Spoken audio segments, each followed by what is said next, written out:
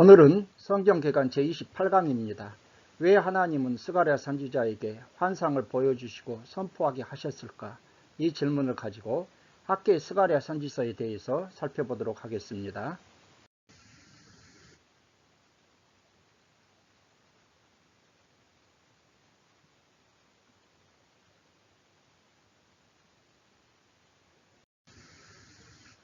학계 스가랴 선지자의 활동 연대표입니다. 이것은 오른쪽 도표에서 계속 해왔던 것인데요. 1차 포로 귀환과 2차 포로 귀환 사이에서 지금 이때쯤이죠. 성전 재건 공사를 격려하는 그러한 내용이 되겠습니다.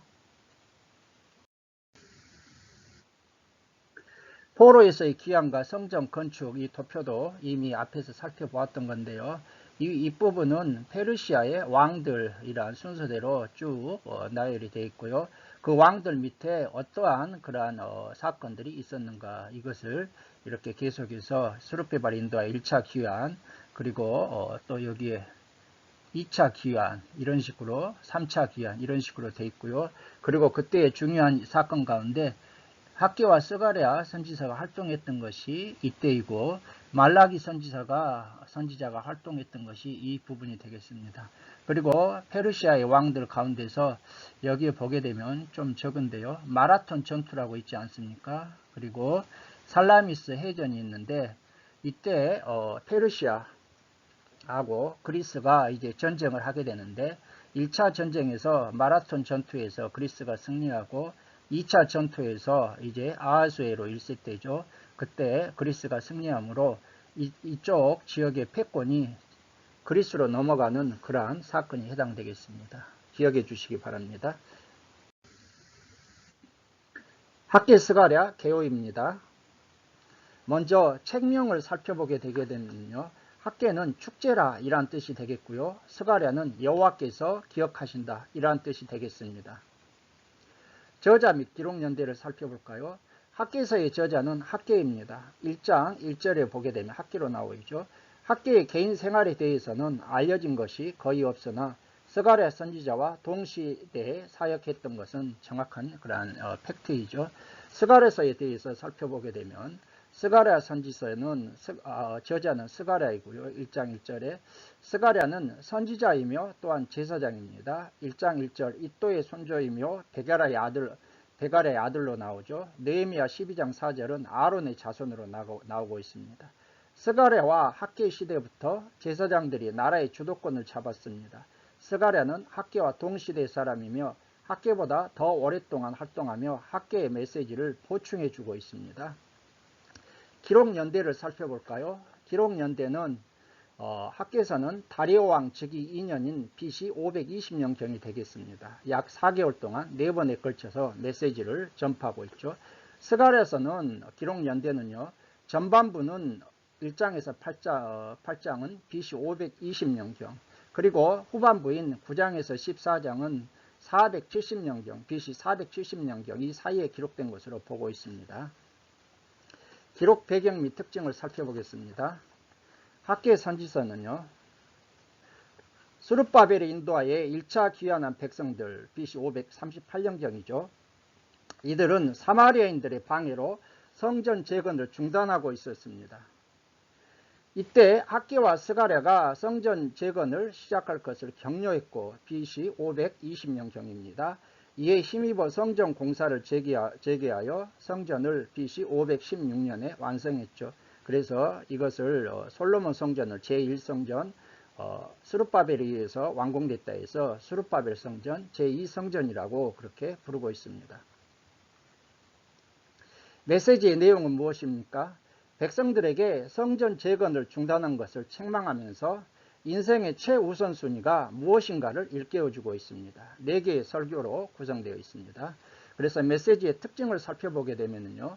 4편의 설교이죠. 메시지를 날짜별로 기록하고 있습니다. 약 4개월 동안 날짜별로 잘 기록해 나왔기 때문에 구약에서 기록 연대가 가장 정확한 책이 학계서가 되겠습니다. 이제 스가랴 선지자에 대해서 살펴볼까요? 전반부인 1장에서 8장은 중단되었던 성전이 학계의 선지자의 선포로 다시 시작되게 되죠. 학교보다 2개월 후에 등장한 스가랴 선지자는 백성들의 영적 각성을 더욱 촉구하여 막 진행된 성전 공사가 속히 완공되도록 하고자 독려하고 있습니다. 후반부인 9장에서 14장은 제2성전이 완공된 BC 516년에 제2성전이 완공되었죠. 약 36년에서 46년쯤 후인 BC 480년에서 470년경에 기록되었습니다. 이때는 어떤 국제 정세가 있습니까? 페르시아가 힘을 잃어서 국제 질서가 무너지기 시작했습니다. 아까 그 페르시아 왕들의 연표에서 보게 되면 마라톤 전쟁이 있었고요. 살라미스 전투가 있지 않았습니까? 이 전쟁을 기점으로 페르시아가 점점 쇠퇴하고 나중에 이제 알렉산더 대제에 의해서 페르시아가 완전히 망하게 되죠. 그러니까 정착민들이 불안해하는 것입니다. 왜? 페르시아의 고레스 왕과 이들의 그런 호의에 의해서 정착민들이 이제 이곳에 정착하게 귀환하게 되었는데 또 국제 정서가 흔들리기 시작하니까 정착민들이 몹시 불안해하고 있었다는 것입니다. 스가랴 선지자는 이들에게 선민은 왜소하고 열강은 강력해 보이지만 역사의 주권자는 하나님이시므로 최종 승리는 결국 선민에게 있다. 이렇게 백성들을 위로하고 소망을 주고자 했습니다. 그리고 이 승리는 궁극적으로 어떻다는 것입니까? 메시아에 의해서 성취된다는 것이죠. 그래서 스가랴서에는요, 메시아에 대한 예언이 많고 특히 초림보다는 재림에 대해서 강조하고 있습니다. 메시아에 대한 예언이 굉장히 많죠. 소선지서 중에서요 가장 많습니다. 메시아적 목자 왕에 대한 예언이 이사야서에 이어서 구약에서 두 번째로 많습니다. 신약에서는 스가랴서가 70회 이상 인용되고 있습니다. 그리고 스가랴서는 묵시문학적인 특징이 있죠. 이 묵시문학적인 특징은 막 환상, 상징 이런 게 굉장히 많지 않습니까? 에스겔, 다니엘, 요한계시록이 묵시문학에 해당되는데요. 그래서 에스겔과 다니엘 그리고 이 스가랴서가 요한계시록을 이해하는데 굉장히 중요한 역할을 하고 있습니다. 나중에 요한계시록을 강의할 때 자세히 살펴보겠지만 에스겔과 다니엘, 스가랴에 이러한 나왔던 상징들이 요한계시록에 또 반복해서 나오고 있기 때문에 우리가 이러한 것들을 묵시문학의 특징을 잘 이해해야만 하겠습니다.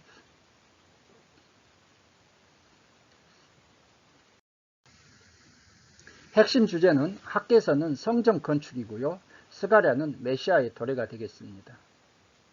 학개서에 나타난 그리스도, 스룹바벨의 영광을 취하실 그리스도, 스가랴서에 나타난 그리스도, 종, 내종, 싹, 나귀를 타신, 체포되어 버림받은 재림의 그리스도가 나타나고 있습니다. 기본 구조를 볼까요? 내용에 의한 구조를 보게 되면은 학개서는요 4개의 설교로 구성되어 있죠. 첫째 설교, 책망, 두 번째 설교, 격려, 세 번째 설교, 축복, 네 번째 설교는 약속이 되겠습니다. 스가랴는 크게 세 부분으로 나누어져 있는데요. 8가지 환상 1장에서 6장, 7장에서 8장은 금식에 대한 질문과 예루살렘 회복에 대한 약속, 그리고 마지막 9장부터 14장은 2가지 예언적 경고, 초림과 재림에 대한 내용이 있습니다. 평행구조, 출처 바이블 프로젝터인데 이걸 계속해서 소개해드리는 것은 이게 요약이 잘 되어 있습니다. 잘 여러분들은 보이지 않으실지도 모르겠지만은 학개선을 보게 되면은요 1장 1절부터 15절까지는 질책과 반응이죠. 책망과 백성들의 반응이고요. 2장 1절부터 9절까지는 백성들이 무너진 기대라 이렇게 되어 있고요. 2장 10절부터 19절 세 번째 설교는 언약에 신실할 것을 당부합니다. 그래서 의식적 정결에 대한 대화인데요. 이것은 레위기를 기억하라는 것이고, 그리고 순종과 복은 광야 시대의 불순종과 파멸을 예로 들어서 포로 시대를 그렇게 당부하고 있는데, 이것은 신명기적 그런 것들을 기억하라 그러한 내용이 되겠습니다. 마지막은요 하나님 나라에 대한 미래의 소망이 되겠습니다. 스가랴 선지자도 출처가 바이블 프로젝트인데요. 스가랴 선지자를 살펴보게 되면 1장 1절부터 6장은 도입 부분이고요. 1장 7절부터 6절까지가 스가랴의 꿈과 환상으로 되어 있습니다. 그리고 7장부터 8장은 이 8 환상들에 대한 결론 부분이 되고요. 9장부터 11장까지는 메시아의 나라에 대한 모습으로 이제 그렇게 돼 있는데, 그리고 12장부터 14장까지가 메시아의 나라에 대한 모습 2부로서 9장부터 11장은 초립, 그리고 12장부터 14장은 재림이 되겠습니다. 그런데 8가지 환상을 보게 되면요, 서로 대조되어 있어요. 첫 번째 환상과 8번째 환상이요, 서로 대조 관계에 있습니다. 그래서 첫 번째 환상에서 순찰하는 4명의 말탄자들, 그리고 8번째 환상이 순찰하는 4명의 말탄자들, 그렇게 나오죠. 두 번째 환상이 무엇입니까? 네 뿔과 네 대장장이 환상과, 그리고 일곱 번째 환상, 광주리 안의 한 여인, 에바 안의 한 여인에 대한 환상이 서로 대조관계에 있고요. 그리고 세 번째 환상 무엇입니까? 예루살렘을 측량하는 그러한 환상과, 그리고 6번째 환상이 무엇입니까? 날아가는 두루마리 환상, 이게 서로 대조관계에 있고요. 네 번째 환상이 무엇입니까? 대제사장 여호수아가 종기케 되는 그런 것과, 그 다음에 5번째 환상이 무엇입니까? 수룹바벨, 다윗 왕의 자손 수룹바벨에 대한 내용이 이렇게 서로 대조되고 있습니다. 그리고 7장과 8장은 결론 이렇게 되어 있습니다. 여러분들이 이 도표를 참고해 주시기 바랍니다. 이제 학개서의 내용을 좀 더 구체적으로 살펴보겠습니다. 첫째 설교 1장 1절부터 15절이죠. 학개 선지자의 책망, 질책과 여기에 대한 백성들의 반응입니다. 첫째 설교는 다리오 왕 제2년 여섯째 달 초하루, 다리오 1세이고요. BC 520년 9월 1일이 해당되겠습니다. 책망이죠. 2절에서 11절에. 학개 선지자가 여호와의 전을 건축할 시기가 이르지 아니하였다고 말하면서 성전 건축을 포기한 채 자신들은 판벽한 집, 반듯하고 좋은 집이죠, 거하는 것을 책망하면서 너희의 행위를 살펴보라, 이렇게 책망하고 있습니다. 백성들이 공고한 삶을 사는 것은 하나님께서 부려버렸기 때문인데, 산에 올라가 나무를 가져다가 성전을 건축하면 하나님께서 기뻐하시고 영광을 받으신다고 이렇게 선포하고 있습니다. 그러자 여기에 대해서 반응이 12절부터 15절인데요. 스룹바벨과 여호수아 백성들이 학개 선지자의 선포의 힘으로도 성전 짓는 것을 다시 시작하게 되는데, 이때가 다리오 왕 2년 여섯째 달 24일이었다. 그래서 여기는 9월 24일이 되겠습니다. 자, 여러분, 그렇다면 왜 학개 선지자는 너희의 행위를 살피라고 이렇게 했을까요? 5절과 7절이죠. 성전은 공사 중단으로 황폐한 상태인데 자신들은 판벽한 집, 반듯한 집, 좋은 집에 거하고 있는 이러한 상황입니다. 그래서 학개 선지자는 내 집은 황폐하였는데 자신들의 집을 짓기 위하여 빨랐음이라, 그렇게 9절에서 책망하고 있죠. 결과는 무엇이었습니까? 너희들이 공고한 삶을 살고 있는데 그것은 9절에서 하나님께서 불어버렸기 때문이다, 이렇게 책망하고 있는 것이죠. 이것은 결국 어떤 메시지의 내용입니까? 삶의 우선순위를 바로 잡으라, 그러한 내용이 되겠습니다. 삶의 우선순위를 바로 잡으라는 것입니다. 하나님의 그러한 성전은요, 완전히 황폐해 있는데 이들 백성들은 자신들의 집 짓기에 바빴다는 것입니다. 그래서 마태복음 6장 33절에 주님께서 너희는 먼저 그의 나라와 그의 일을 구하라, 그리하면 이 모든 것을 너희에게 더하시리라, 이것도 삶의 우선순위에 대한 말씀인데, 학개 선지자도 하나님 중심으로 삶의 우선순위를 바로잡으라, 이러한 뜻이 되겠습니다.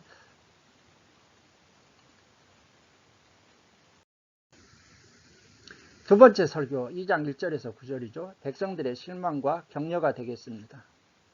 다리오 왕 제2년 7째 달 21일, 10월 21일입니다. 이것은 초막절 마지막 날이죠. 백성들은 성전을 짓기 시작했으나 솔로몬 성전과는 비교가 되지 않을 정도로 초라한 예양, 그러한 모습이죠. 눈에 보잘것없어 보였다는 것입니다. 3절에. 그러자 백성들이 실망하고 있습니다.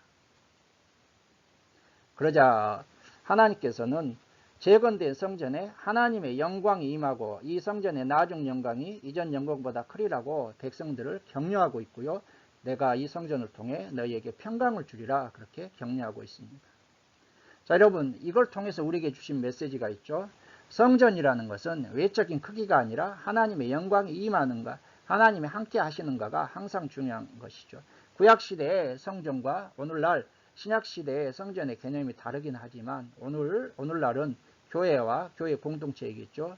그래서 우리는 항상 어떤 교회 예배당의 건물이 크고 교회 사이즈가 크면은 아주 그것을 괜찮아 교회라고 생각하고, 교회 사이즈가 적고 건물의 외양이 초라한 개척교회는 무시하는 경향이 있는데, 여러분 하나님께서 보시는 것은요, 외적인 크기 사이즈가 아니라 하나님이 그 가운데 영광이 임하는가, 하나님이 함께 하시는가, 이게 중요한 것입니다. 이게 성전과 교회 예배당과 교회 공동체의 본질입니다. 그래서 오늘날 우리가 항상 이것을 기억하셔서 하나님의 영광, 하나님이 함께 하시는 동행의 삶이 중요하다, 이걸 꼭 깨닫는 우리 성도들이 되시기 바랍니다.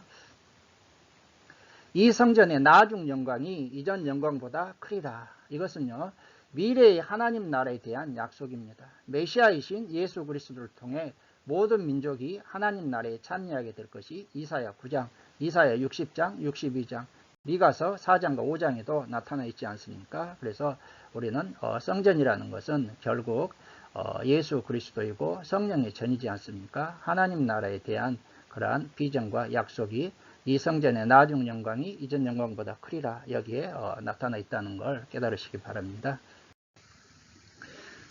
세 번째 설교는 2장 10절부터 19절입니다. 축복입니다. 언약의 신실하라는 당부가 되겠습니다. 아홉째 달 24일, 12월 24일 성전 공사가 재개된 석 달 후가 되겠습니다. 학계는 제사장들에게 율법의 의식적 정결 규정에 대해서 12절부터 13절을 통해 질문을 하고 있습니다. 자, 백성들은 제사장들에게 율법을 묻도록 되어 있습니다. 11절에 성물은 거룩하지 않는 것에 닿는다고 해서 거룩하게 될 수는 없지만 부정한 것을 접촉하면 닿는 것도 부정하게 되는 것이죠. 학계는 이 사실을 유대인들에게 적용하고 있습니다. 이들이 성전도 재건했지만 마음이 하나님과는 멀었다는 것입니다. 그래서 하나님께서는 그들의 마음이 그에게로 돌이키지 않았기 때문에 그들을 심판하셨다, 이렇게 말씀하고, 이제 하나님께서는 기억하여 보라고 말씀하고 계시는 것이죠. 이제부터 순종했기 때문에 복을 내리시겠다, 그렇게 말씀하고 축복에 대해서 학계 선지자를 통해 말씀하고 있습니다. 자, 여러분, 그래서 기억하라고 학계 선지자가 말씀하고 있는데요. 이것은 정결 규정은 레위기를 기억하라는 것이고, 그 다음에 순종과 대한 축복은 신명기를 기억하라는 것이죠. 율법을 기억하고 언약에 신실하라, 이러한 내용이 되겠습니다. 자, 왜 학계 선지자는 제사장들에게 율법의 정결 규정에 대해서 질문했을까요? 당시 사마리아인들을 성전 건축에 참여시키려는 그러한 시도가 있었습니다. 그리고 사마리아인들도 성전 건축에 참여하려는 열망이 있었다는 것이죠. 에스라 4장 1절과 2절에 나오고 있습니다. 그런데 학계 선지자는 사마리아인들을 우상숭배로 이미 부정하게 되었으므로 이들이 참여하게 되면 모든 유다 사람들을 부정하게 한다, 이런 의미가 되겠고요. 이스라엘 백성들의 회개를 촉구하고 있습니다. 14절에서 백성들의 모습이 이와 같다는 것이죠. 성전이 건축되고 제사를 드려도 마음의 회개가 없는 형식적인 모습으로서는 부정한 것이다. 그래서 백성들의 회개를 촉구하기 위해서 정결 규정에 대해서 질문하고 있는 것입니다. 네 번째 설교는 2장 20절에서 23절입니다. 약속, 기대, 하나님 나라에 대한 미래의 소망이 되겠습니다. 아홉째 달 24일, 12월 24일, 셋째 설교와 같은 날에 주어진 하나님의 말씀입니다. 이것은 유다 총독 스룹바벨에게 주신 말씀입니다. 스룹바벨에게 주신 말씀. 그래서 택하여 인장으로 삼겠다고 스룹바벨에게 그렇게 말씀하고 있습니다. 자, 여러분, 그렇다면 왜 스룹바벨을 인장으로 삼으신다고 그렇게 말씀하고 계시는 걸까요? 인장은요, 도장, 옥새로 삼는다, 이런 뜻이 되겠습니다. 스룹바벨을 높여 영광을 받게 하신다. 권위를 높여주신다. 스룹바벨의 권위를 높여주시는 증표, 보증을 인장으로 삼는다. 쉽게 얘기해서 인장, 도장을 찍는다는 것이죠. 스룹바벨은 그렇다면 누구입니까? 앞으로 오실 메시아에 대한 예표. 그래서 스룹바벨을 인장으로 삼는다는 것은 보증이 될 것이라는 의미입니다. 스룹바벨은 마태복음 1장 12절에서 17절, 누가복음 3장 27절에서 예수님의 족보에서 영광을 받고 있습니다. 결국 스룹바벨을 인장으로 삼는다는 것은 하나님 앞에서 겸손하고 의로운 자들은 스룹바벨처럼 하나님의 구원을 입어 기쁨의 노래를 부르게 된다. 이러한 의미가 되겠습니다. 스가랴서 내용을 구체적으로 살펴보겠습니다. 먼저 1장에서 6장은 8가지 환상입니다. 성전 재건에 대한 격려, 묵시적, 비유적, 상징적 표현들이 많다고 말씀드렸습니다. 1장은 회개의 촉구와 붉은 말탄자 환상 및 네 뿔과 네 대장장이 환상이 되겠습니다. 스가랴 선지자는 1절에서 6절을 통해 회개를 촉구하고 있습니다. 다리오 왕 제2년 8째 날, 이것은 BC 520년 10월인데요. 학계보다 2개월이 늦습니다. 학계 선지자 선포 2개월 후에 스가랴 선지자가 메시지를 선포한 것입니다. 스가랴 선지자는 조상들을 본받지 말고 하나님께 돌아가라고 회개를 촉구하고 있습니다. 그리고 이제 7절부터 17절을 통해 첫 번째 환상을 보게 되는데요. 화석나무 사이에 홍마를 탄 자 환상입니다. 8째 환상과 대비되고 있습니다. 다리오 왕 2년 11째 달 24일, 이것은 BC 519년 2월이 되겠습니다. 내용은 무엇입니까? 붉은 말, 홍마를 타고 화석류 나무 사이에 선 사람 한 쌍을 보게 됩니다. 한 사람이 붉은 말을 타고 화석류 나무 사이에 섰고 그 뒤에는 붉은 말과 자줏빛 말과 백마가 있었습니다. 이 한상의 의미가 무엇일까요? 하나님께서 예루살렘을 위해 질투하심으로 언약 백성들을 학대한 안일한 여러 나라들을 심판하시고 예루살렘을 회복하시겠다, 이러한 내용이 되겠습니다. 이제 둘째 환상은요, 네 뿔과 네 대장장이 환상이 되겠는데 이것은 7째 환상과 대비된다고 말씀드렸습니다. 그 의미는 무엇일까요? 네 뿔은요, 유다와 이스라엘, 예루살렘을 흩뜨린 네 나라를 이렇게 상징하고 있고요. 네 대장장이는 네 나라에 대한 심판의 도구, 일꾼들을 의미하고 있습니다. 2장은 셋째 환상입니다. 측량줄 잡은 사람이 환상인데 6째 환상과 대비되고 있습니다. 내용은 무엇입니까? 한 사람이 측량줄을 손에 잡은 자가 예루살렘을 측량하는 그러한 환상이 되겠습니다. 이것의 의미가 무엇일까요? 예루살렘이 크게 부흥되어 확장되고 하나님께서 친히 불로 둘러싼 성곽이 되셔서 보호하시고 영광을 받으신다, 이러한 의미가 되겠습니다. 스가랴는 바벨론에 남아있는 백성들이 고향으로 돌아오도록 격려하고 하나님께서 예루살렘에 임하시어 시온을 크게 기뻐하고 많은 나라가 하나님의 백성이 될 미래의 새 예루살렘을 예언하고 있는 것입니다. 자, 3장은 넷째 환상이 되겠습니다. 여호와의 천사 앞에 선 대제사장 여호수아 환상으로서 5째 환상과 대비되고 있습니다. 내용은 무엇입니까? 대제사장 여호수아가 더러운 옷을 입고 여호와 천사 앞에 섰고 사탄은 그의 오른쪽에 서서 대적하는 그러한 환상을 보게 됩니다.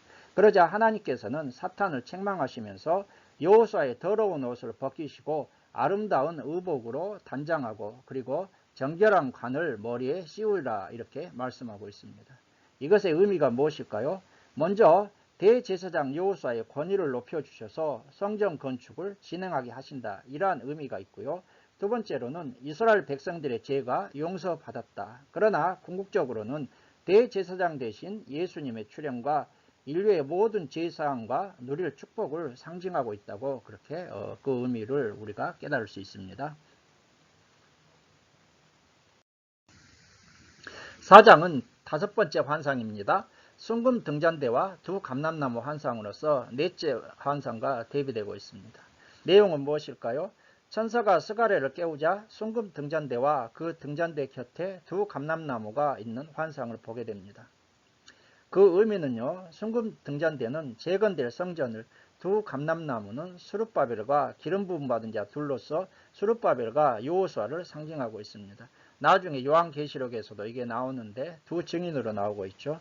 스룹바벨을 격려하기 위해서 주신 말씀으로 대제사장 여호수아와 합심하여 성전 재건에 힘쓰면 하나님께서 이루어 주신다는 격려의 말씀이 되겠습니다.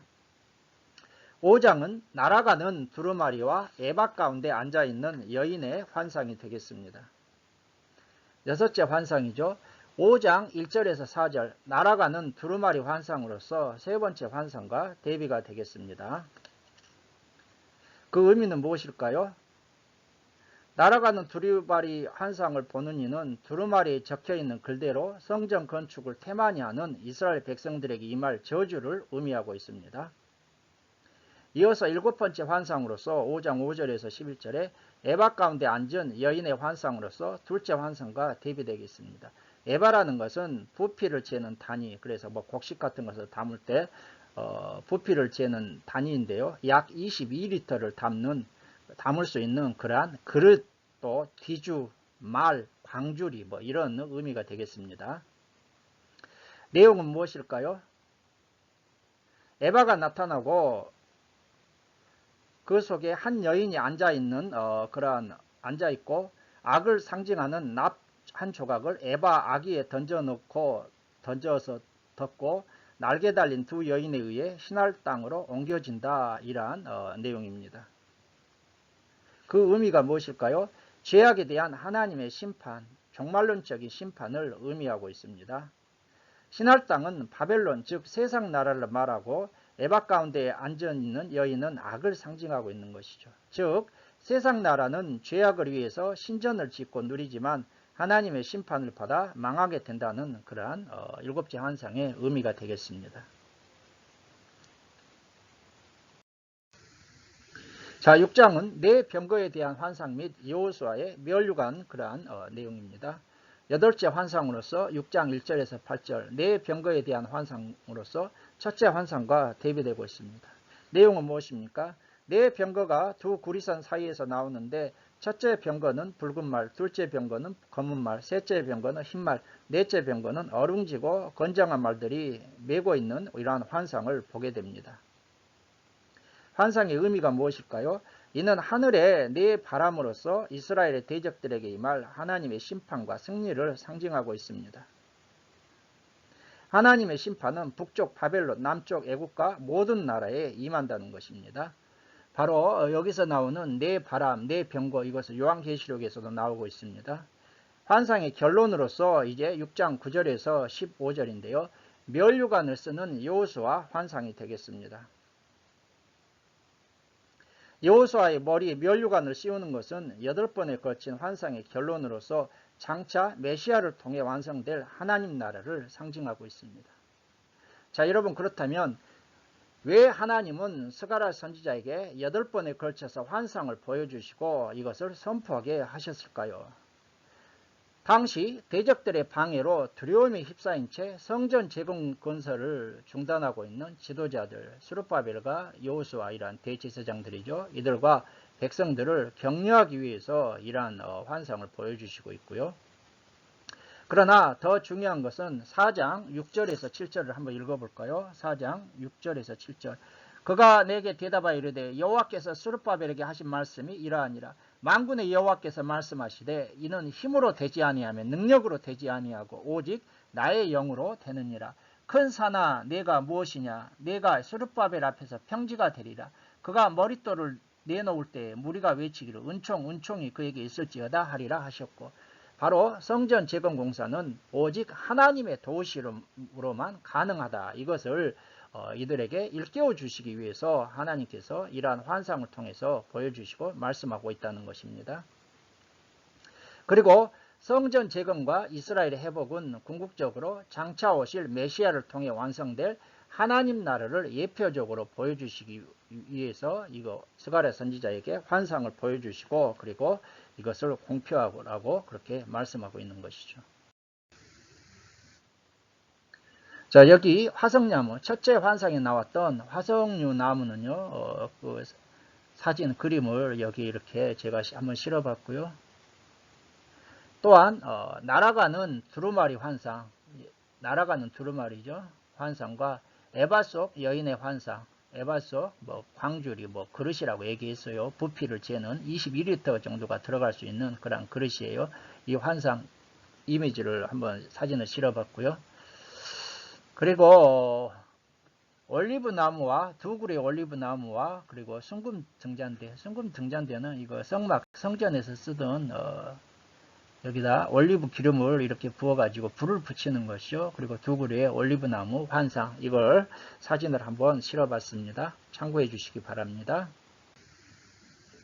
자, 이제 7장부터 8장은 금식에 대한 문답과 예루살렘 회복에 대한 약속의 말씀 내용입니다. 7장 금식에 대한 문답과 책망입니다. 다리오 왕 제4년 아홉째 달 4일 BC 518년 12월 4일이 되겠습니다. 베델에서 네 사람을 대표로 보내어 5월과 7월의 금식을 계속해야 하는지를 묻습니다. 5월의 금식은 무엇입니까? 느부갓네살에 의한 예루살렘의 함락을 슬퍼하는 금식으로서 BC 586년 5월 7일 이때 함락되었는데 이날을 슬퍼하는 금식이고요. 7월의 금식은 남유다가 망하고 바벨론에서 그달랴를 총독으로 세웠는데 그달랴가 암살당하죠. 이 암살을 슬퍼하는 금식입니다. 여기에 대한 답변이 무엇입니까? 하나님을 위한 금식이 아니라 자기들을 위하여 먹고 마실 것이라 이렇게 책망하고 있습니다. 또한 과거에 이스라엘이 율법에 대한 불순종과 이로 인한 바벨론 포로라는 심판을 상기시키면서 회개하고 돌이켜 진실한 재판과 인애와 긍휼을 베풀며 약자를 압제하지 말고 마음의 악을 도모하지 않는 삶을 살라고 이렇게 책망하고 있습니다. 이제 8장은 예루살렘의 회복에 대한 약속과 축복에 대한 내용이 되겠습니다. 예루살렘의 회복에 대한 약속이 1절부터 8절입니다. 하나님께서는 예루살렘을 진리의 성읍 성산으로 일컬어지고 유다 백성들은 구원받고 하나님의 백성으로서 백성들이 기이하다고 여길 정도의 축복된 삶을 살게 된다는 것이죠. 이러한 축복을 누리기 위해서 백성들은 진실되고 화평된 삶을 살아야 한다는 것입니다. 그러면은 금식의 절기들이 기쁨과 희락의 절기들이 되고 예루살렘은 종기게 되고 열방이 하나님께로 돌아오게 된다. 이러한 말씀입니다. 자, 4월의 금식 무엇입니까? 느부갓네살에 의해 예루살렘 성벽이 파괴된 날로서 BC 586년 4월 9일이고요. 10월의 금식이라는 것은 예루살렘이 포위 공격을 당해 성중에 공고가 시작된 날을 BC 588년 10월 10일입니다. 이것을 기억하면서 하는 금식의 날이 되겠습니다. 두 가지 예언적 경고 9장에서 14장인데요. 메시아에 대한 예언, 메시아의 나라에 대한 모습이 그려지고 있는데 9장에서 11장은 초림, 물론 재림도 같이 이렇게 섞여 있지만은 그 중심은 초림이고요. 12장부터 14장은 재림이 되겠습니다. 자, 9장부터 11장 초림에 대해서 살펴보겠습니다. 9장은 이방 나라들에 대한 심판과 메시아의 오심에 대한 내용이 되겠습니다. 이방 나라들에 대한 심판이 1절부터 8절입니다. 수리아, 두로, 블레셋 등 이스라엘을 대적했던 이방 나라들은 심판을 받지만 예루살렘은 안전하게 보호를 받는다. 이러한 내용이 되겠고요. 9절에서 17절은 메시아가 나귀를 타고 겸손하게 오시는 모습입니다. 메시아가 나귀를 타고 겸손하게 오셔서 화평과 의로 통치하시고 구원받은 백성들은 승리와 축복을 누리게 된다. 초림과 재림이 동시에 나타난다고 말씀했습니다. 자, 나귀 새끼를 타고 오신 예수님. 이 9절이죠. 스가랴 9장 9절의 말씀을 한번 읽어볼까요? 스가랴 9장 9절. 시온에 따라 크게 기뻐할지어다. 예루살렘에 따라 즐거이 부를지어다. 보라, 내 왕이 내게 임하시나니 그는 공의로우시며 구원을 베푸시며 겸손하여서 나귀를 타시니 나귀의 작은 것 곧 나귀 새끼니라. 이것은요, 예수님이 예루살렘에 입성하실 때 마태복음 21장 9절에 보게 되면 나귀를 타고 입성하심으로 성취되게 됩니다. 10장은 유다의 구원과 메시아의 통치에 대한 내용이 되겠습니다. 참 목자이신 메시아의 통치를 통한 구원에 대해서 말씀하고 있습니다. 복을 주시는 여호와께 구하면 하나님께서는 참 목자이신 메시아를 통해 흩어진 백성들을 구원하여 여호와로 말미암아 기쁨과 즐거움을 누리게 된다는 것입니다. 유다가 흩어졌다가 그 땅으로 돌아와 회복되는 것을 메시아의 통치를 통한 하나님 나라의 회복을 예언하고 있는데요. 자, 여러분 그렇다면 메시아의 통치가 거짓 목자를 폐하고 우상을 제거하고 흩어진 유다인을 모으고 대적을 괴멸시킨 것으로 묘사되고 있습니다. 예수 그리스도를요, 모퉁이 돌, 싸우는 활, 권세 잡은 자 등으로 다양하게 묘사하고 있는 것이 바로 10장에서 유다의 구원과 메시아의 통치에 대한 내용입니다. 11장은 메시아를 배척하는 이스라엘의 임할 심판에 대해서 말씀하고 있습니다. 1절에서 3절은 스갈의 애가라고 그렇습니다. 이스라엘 백성들이 메시아를 배척하고 하나님의 심판을 받을 것을 먼저 스갈에는 애가를 지어서 탄식하고 있습니다. 그리고 4절부터 14절에는 메시아를 배척하고 은 30에 팔릴 것. 선한 목자로 오신 예수님은 두 막대기 은총과 연합으로 양떼들을 돌보았으나 이스라엘 백성들은 메시아를 배척하고 은 30에 팔아버리죠. 그러자 이로 인해서 이스라엘은 고난을 겪고 거짓 목자들은 심판을 당하게 되는 내용입니다. 자, 여러분, 이 스가랴 이스라엘 백성들이 예수님 참 목자를 배반하고 은 30에 팔아버릴 것에 대한 이러한 예언은요, 예수님이 은 30에 가룟 유다에 의해서 은 30에 팔리게 되는데 마태복음 27장 3절 8절 말씀을 통해서 성취되게 되죠. 12장과 14장은 재림에 대한 내용이 되겠습니다. 12장 예루살렘의 승리와 성령을 통한 회개운동입니다. 1절에서 9절 예루살렘의 승리입니다. 그날이 종말이죠. 예루살렘은 대적들에 의해서 포위 공격을 당하나 하나님께서 이방 나라들을 쳐서 멸하시고 예루살렘을 보호하여 구원하시게 되는 것입니다. 그리고 하나님께서 성령을 부어주시자 예루살렘은 애통하는 회개가 일어나게 됐는데 이것은 종말에 이스라엘이 회개하고 주님께로 돌아올 것에 대한 의미가 되겠습니다. 13장은 예루살렘의 정결과 목자를 치는 그러한 내용이 되겠습니다. 예루살렘의 정결이 1절에서 6절인데요. 그날에 예루살렘의 죄와 더러움을 씻는 셈이 열리고 우상 숭배와 거짓 선지자가 없어지고 예루살렘을 정결케 된다. 그러한 내용이 되겠습니다. 그러나 이것은 백성들이 연단을 겪은 후에 가능하고요. 참 목자 메시아를 치자 양떼들이 흩어지는 연단을 통해 백성들은 구원을 받게 되는 것이죠. 자, 이것은요. 참 목자를 치자 양떼들이 흩어진다는 것은 예수님의 체포와 제자들의 흩어짐에 대한 마태복음 26장 56절을 통해서 성취되고 있습니다. 14장은 여호와의 날 그리스도의 재림과 최종 승리에 대한 내용이 되겠습니다. 이방 나라들이 대적하나 예수님이 재림하셔서 승리하게 됩니다. 이방 나라들이 모여 예루살렘과 싸우자 성읍이 함락되고 약탈당하나 하나님이 나가서 치신다는 것이죠. 그날에 그리스도께서 재림하시는데요. 그리스도께서 재림하시면 감람산이 동서로 갈라지고 모든 거룩한 자가 주와 함께하며 여호와께서 천하의 왕이 되시며 예루살렘이 높이 들리게 됩니다. 다시 저주가 없고 예루살렘을 친 모든 백성은 심판을 받고 예루살렘을 치러 왔던 이방 나라 중에 남은 자들이 해마다 올라와 경배하며 초막절을 지키게 되는 그러한 내용이 되겠습니다. 자, 예수님의 재림과 관련해서 상징적으로 이러한 감람산이 갈라진다, 감람산이 동서로 갈라진다 했는데요. 여기 감람산이 여기 있고요. 동쪽은 이쪽입니다. 그리고 서쪽으로 갈라진다. 이렇게 이러한 내용이 되겠고요. 예수님의 재림과 최종 승리에 대한 이러한 모습은요.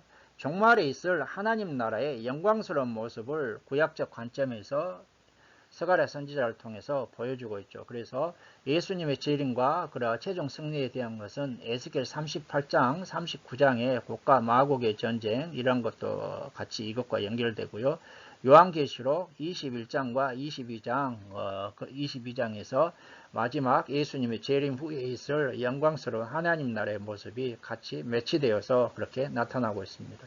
그래서 성경은 구약과 신약이 밀접하게 연결되어 있고 신약은 구약을 통해서 해석하고 구약은 또 신약을 통해서 해석되는 것이죠. 나중에 요한계시록을 같이 한번 강의할 때는 이러한 에스겔과 스가랴, 다니엘 같이 연결해서 종합적으로 한번 살펴보도록 하겠습니다.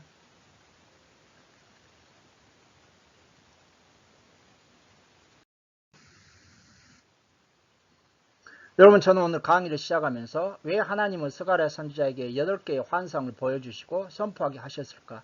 이 질문을 드렸습니다. 이 질문에 대한 해답을 얻으셨습니까? 예, 성전 재건 공사를 재개하도록 격려하기 위해서. 성전 재건 공사는 오직 하나님의 도우심으로만 가능하다. 장차 오실 메시아를 통해 완성될 하나님 나라를 예표적으로 미리 보여주시기 위한 것이다. 이러한 해석을 우리가 해볼 수 있습니다.